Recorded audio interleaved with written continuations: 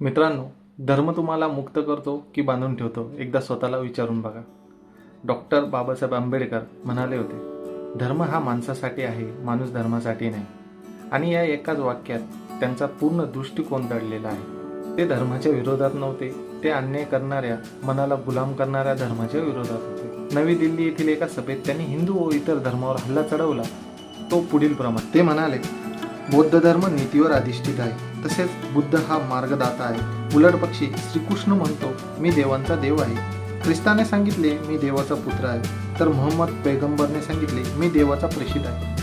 बुद्धाखेरीज सर्व धर्मस्थापकांनी आपण मोक्षदाते आहोत ही भूमिका घेतली आणि स्वतः सखलनित आहोत अशी ग्वाही दिली. उलटपक्षी बुद्धाने आपल्याकडे मार्गदर्शकाची भूमिका पत्करली. बुद्धाचा धर्म म्हणजे नीती. बौद्ध धर्मात देवाची जागा नीतीने घेतली आहे. धर्म या शब्दाचा क्रांतिकारक अर्थ बुद्धाने विचारार्थ मांडला. ब्राह्मणांच्या मताप्रमाणे धर्म म्हणजे यज्ञ आणि देवाला दिलेली आहुती. कर्माच्या ऐवजी बुद्धाने धर्माचे नवनीत म्हणून नीतीच मानली. हिंदू धर्माचे सामाजिक तत्व असमता आहे, तर बौद्ध धर्म हा समतेसाठी उभा आहे. गीतेने चातुर्वर्ण्यास उचलून धरले आहे.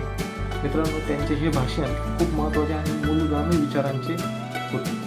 धन्यवाद.